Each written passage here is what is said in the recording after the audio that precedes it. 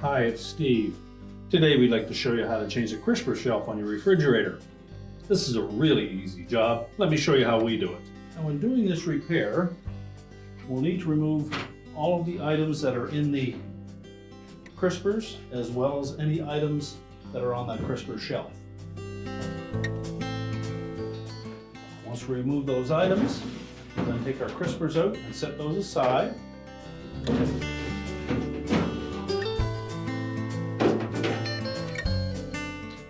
lift up in the front of that crisper shelf, hold it towards you, remove it, and then discard the old one.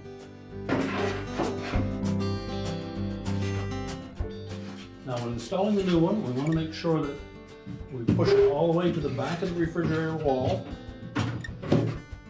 and that it sits level and flat at the back, and then allow it to drop into these two pockets at the front. It should sit level and solid. We can then reinstall our crispers.